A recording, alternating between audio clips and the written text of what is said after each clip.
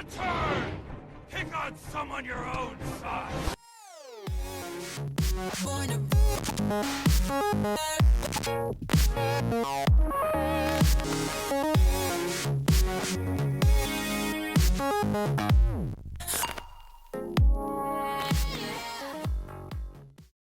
Hey everybody, it's Marshall Monk here. This is going to be my Legends of Tomorrow Season 2 Episode 11 review. There's a whole lot going on in this episode. We even get Dark Rip Hunter from Arthur Darvill. Fantastic performance in this episode. I loved seeing Rip become a villain. Like, it was so fun to see him become evil for this episode, and we know that he's going to be evil for the next few episodes, possibly even till the season finale, so they're going to be using him. Like, the Legion is still going to be using him to be evil, so we'll have to see how that plays out, but we have to talk about it. We have to get into the review. This episode was good. I actually did like this episode quite a bit, just because of what time era they were with General Washington before he becomes president. He makes friends with Mick. Mick becomes a forefather in this episode. Like, when they change the timeline in the present day, he becomes a forefather and gets a statue, like a memorial. So that was really cool to see him get that. I also loved his introduction, because the Legends, everyone's been doing their introductions. The Legion of Doom, Sara, Stein, I'm pretty sure Nate did one maybe, or maybe it was Ray, I can't remember for sure who, but everyone's been doing these introductions to the episodes, and what I like about Legends is that it can break the fourth wall within their intro. Like Arrow, Flash, they're just so serious, they don't do that. Even Supergirl doesn't even do that, and it's, on the level of Legends as of humor, but with Legends they can just break the fourth wall, which is what I love about it. Mick's even like, I don't know who writes this, but yeah, don't call us heroes, we're legends. I love how they just break that fourth wall barrier, so that was really cool. But Again, in this episode, we get Dark Rip. So what happens here is that the Legion we saw in the last episode reprogrammed Rip's brain. So they gave him all of his memories back, but they've bent his personality. They've made him into this evil person. So Rip is back. Like, he is Rip Hunter. Like, he has his memories. He has the old British accent. The hair's cut. Like, everything. He is Rip Hunter. He just doesn't have his good heart or good soul, or whatever you want to say. He doesn't have those good memories of being with the Legends, but he does know of them because he has those memories. He just doesn't have what makes them good. So he's turned evil. I had a lot of fun with this episode watching it, just because Mick was so funny with George Washington. I loved it. It was just the best. Mick's done so well this season. I love Dominic Purcell this season. He is just fantastic. I love the whole team in general. I'm really glad they got rid of Hawkman and Hawkgirl, and I'm also glad that they sidelined Rip for most of the season, because it really gave us time to focus on the core characters and the new ones, because I really feel like Vixen and Citizen Steel have helped the show quite a bit. But Rip is doing a great job. Arthur Darvill, even though they sidelined him, I feel like it was really sad because they got rid of him, yet he's doing so well, actually doing some of the best work currently in the past few episodes. He's doing so well, and they sidelined him, so he's back now, and I love how they've been pursuing it. But I also think that the Legion of Doom helps, because the Legion has set up Arthur to play this Rip, and I feel like the Legion just makes way better villains than Vandal Savage. You can already tell. I don't know if it's the experience we have with them from all the other shows, or if it's just because they're that good, but it just feels so great. Legends had such a problem with setting up the characters in the last season that I feel like with the Legion of Doom, they don't really have to do that. So I loved having them here, and I love having them use Rip as an evil villain. So I love it. So again, this was really fun. So I want to talk about this real quick, because this is just a side note, but I like how Mick, again, I love Mick this episode. I've been loving him this season. But I like how they do the whole rat thing. I thought that it was really cool to see them give Mick a pet rat, because it was that makes sense.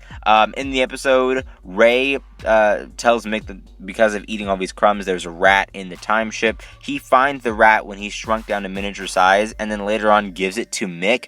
So I kind of love that. I kind of love how they just kind of, I didn't even expect that coming. I was like, wait a minute, it's the rat from earlier on mentioned. So I thought that was really funny. But they ended up giving it to Mick too, in the cage at Christmas. It was like Mick's Christmas gift is a rat. I just loved it. For some reason, it just really made me happy.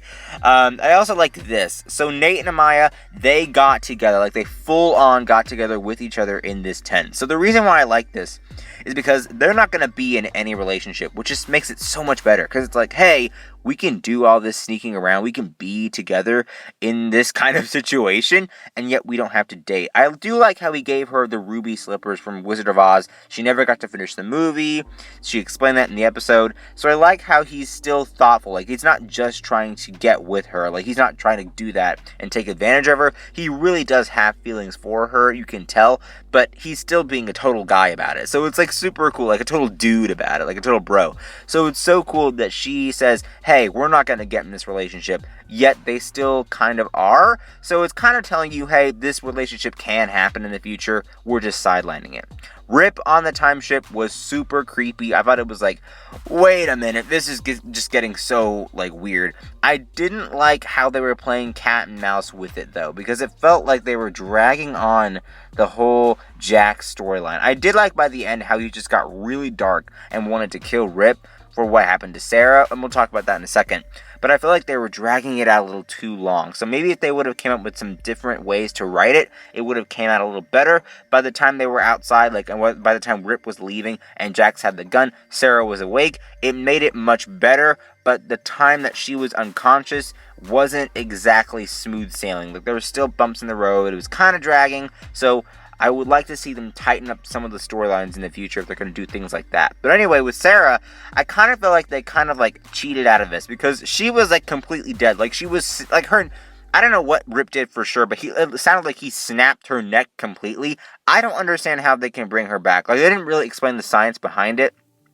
And that's some of the best things about Arrow and The Flash and all these other shows, is that they explain the science behind how they can do these things. Yet they don't really do that at all with this episode, especially with Sara, because I feel like they brought her back even though she was like completely dead. It took a Lazarus pit last time, and yes, she was shot in the stomach with arrows, but it shouldn't be this like cheaty to bring her back. So I don't know how I felt about her getting back this time.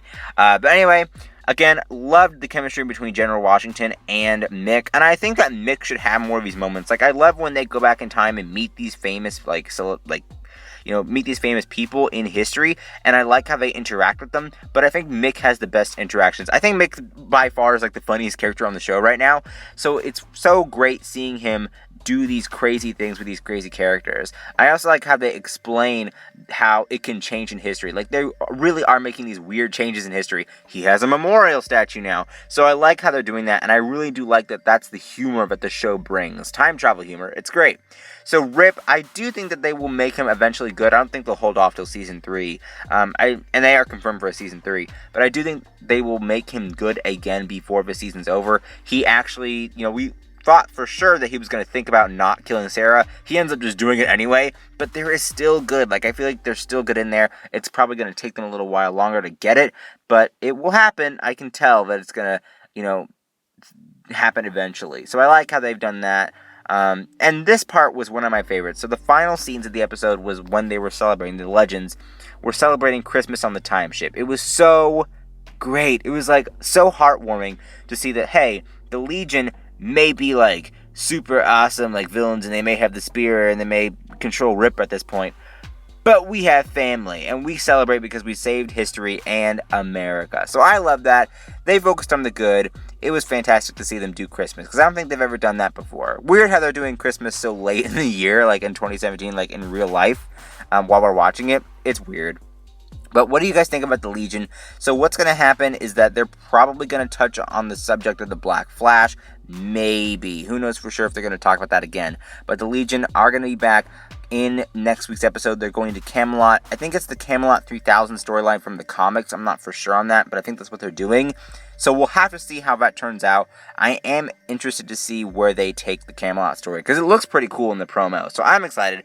What do you guys think? So what I'm going to be doing next is I have all these things that I'm going to try to catch up on. Powerless, I am going to do an episode 1 video and an episode 2 video. I just watched episode 2 tonight. It was really good, way better than episode 1. I'm also going to do a Gorilla Grodd explainer video, a Ben Affleck Batman script video, and then I'm probably going to do maybe another bonus video for Legion, or start reviewing it. Who knows for sure, but all those will come. But what do you guys think of the episode? Don't forget to comment down below. Don't forget to subscribe, and I will see you guys later. Bye-bye.